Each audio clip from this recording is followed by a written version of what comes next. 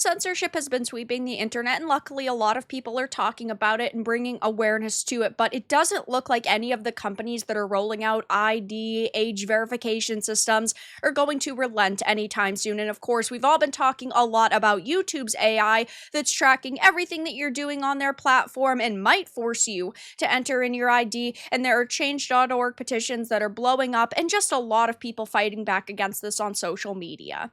I have a few different things to show off, but before I get into the topic, if you enjoy the content I create, check out the links in the description, join the community in my live streams, and consider supporting through Patreon or YouTube memberships. Now, I love seeing so many people fighting for their freedoms online. I believe that while, yes, companies do obviously want to be able to control everything you do on their platforms and on the internet and monitor you at all times, that's not right. And a lot of people agree. And now we have to deal with YouTube and their new AI tracking everything. They're looking at what you're watching, they're feeding it through this algorithm, and we haven't seen a lot of instances popping up over the past couple of days of people saying that they've been required to enter in their ID, but we know that it could be required for any account whenever this AI decides it, and there's really no way to fight back against it.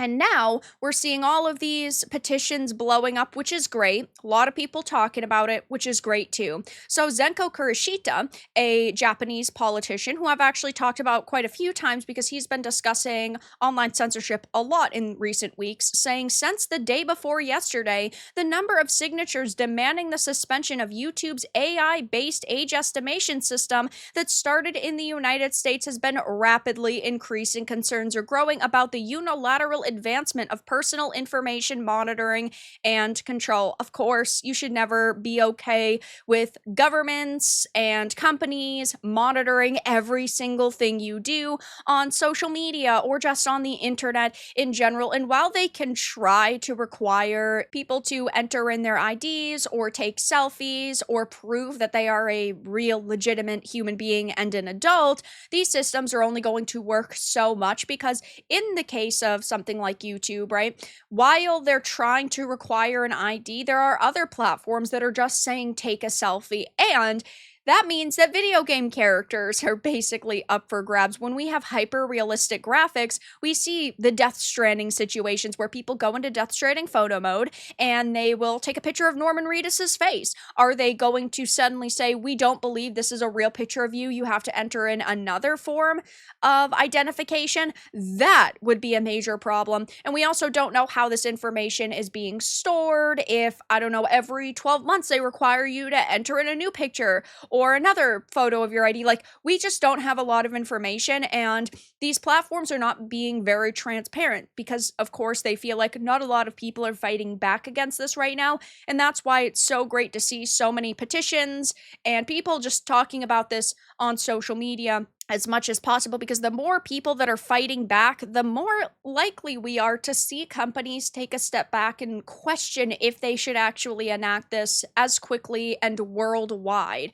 While, yes, there are certain countries that are requiring it right now, they didn't have to enact it somewhere like the United States, for example. And if we in the United States can fight back against this, maybe there is a chance that they will take a step back and deactivate it. Now, we know, of course, every company wants to be able to monitor what you're doing online at all times, and they want to collect your data, but it is extremely unsafe. They claim that all of this is to protect people when really it's not. It's about power and control. Now, this change.org petition is currently sitting at 107,000 verified signatures, and I will link it below, but it has gotten so many signatures just over the past 24 hours as people's accounts, I guess, are being marked and flagged, or just as more people are talking about this. But we also have experts warning against YouTube's creepy AI age estimation system, of course, launching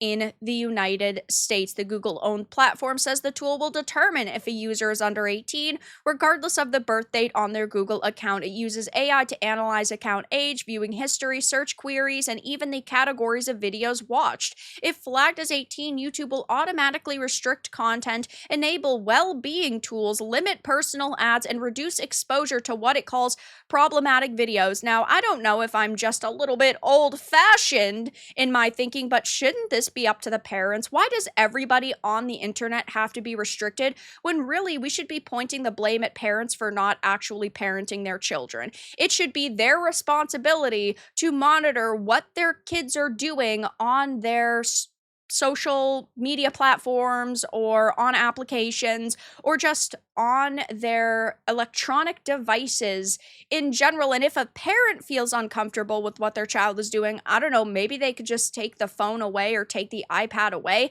I don't know why it is that we feel it is okay to nanny everybody when really it should just be adults nannying the children in their household. Users who believe the AI is wrong will have to verify their age via government ID, selfie, or credit card. While the system has already been deployed in other countries, its arrival in the US is drawing heavy criticism from digital rights groups like the Electronic Frontier Foundation and the Electronic Privacy Information Center. David Green of the EFF told Ars Technica that the lack of transparency means users have no idea how YouTube will retain or repurpose data from the appeals process, warning that leaks or breaches could expose vulnerable users who rely on anonymity. Now, heading back on over to X, there are hundreds of thousands to millions of people who, of course, are extremely upset over this situation, and rightfully so. As a content creator myself, I obviously have to give social media platforms my government ID. I have to give them my information, but for an average social media user, that should not be a requirement. And the fact that they felt emboldened to do this, they felt that this was okay and that they were not going to face any backlash, is absolutely insane to me. Here's another thread talking about the ID and how content's restricted unless an ID is provided, and lots of people are saying things like 18 plus content only, and you can take a selfie or provide credit card information if you've never done a super chat before. This tech has been out if you're outside the US for 3 or 4 years, yeah, but it's hitting everybody now all at once. It's extremely worrying. People can demand it if they want, but YouTube doesn't have to accept the demands. A majority of people will just shrug at the change of rules and provide their ID, and I do agree to a certain extent. I think that there are a lot of people who are simply going to just accept it and be like, well, it's going to keep individuals safe. But those are people that really don't understand the level of control that these platforms already have and the reach that they're grasping at. That's why it's important. I make so many videos and so many creators are talking about this as much as possible. Personally, I'm watching anime and playing games instead of when I would be watching YouTube. All them YouTube downloaders have been real handy these past couple of weeks. And the algorithm didn't do this before. It did not. I mean, maybe the algorithm looked at the type of content you were consuming and it would recommend similar content, but it never had taken into account your age. It just went off of the age that your Google account said.